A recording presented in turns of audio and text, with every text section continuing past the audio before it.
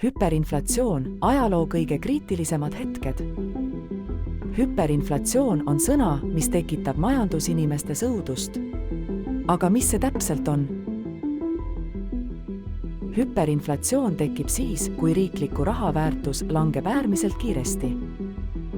Üldiselt on hüperinflatsiooni põhjuseks mõni suur majanduslik šokk. See võib olla sõda, poliitiline ebastabiilsus või laenukoormuse kiire kasv, mis toob kaasa riigi maksejõuetuse. Hüperinflatsiooni kõige nähtavam tagajärg on tohutu hinnatõus.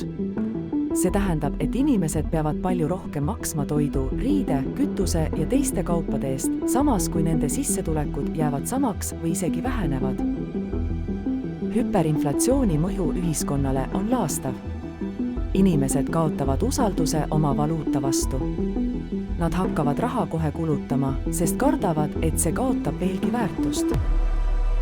Kuidas saab hüperinflatsiooni peatada? Tavaliselt peab riik võtma kasutusele uue valuuta või siduma oma valuuta stabiilsema valuutaga, näiteks euroga. Üks kõige kuulsamaid näiteid hüperinflatsioonist on Saksamaa Weimari vabariigi ajastu, kus inimesed kasutasid raha kütteks, sest see oli odavam kui küttepuud.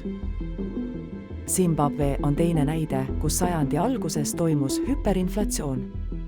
Sealne raha kaotas peaaegu kogu väärtuse ja riik oli sunnitud kasutusele võtma uue valuuta. Venezuela on veel üks riik, kus hüperinflatsioon on tänapäeval toimunud. Inflatsioonimäär on seal jõudnud triljonite protsentideni. Hüperinflatsioon pole aga ainult kauge minevik mõnes kauges riigis. Armeenia, Iraan ja isegi Türgi on viimastel aastakümnetel kogenud väga kõrget inflatsiooni. Hüperinflatsiooni ennetamine nõuab tugevat majanduspoliitikat ja rahapoliitikat. Valitsused peavad hoidma eelarve defitsiiti ja inflatsiooni kontrolli all ning peavad olema valmis kiiresti tegutsema, et vältida hüperinflatsiooni. Vaatamata mineviku õppetundidele ei suudeta näiteks USA's hoida eelarve defitsiiti kontrolli all.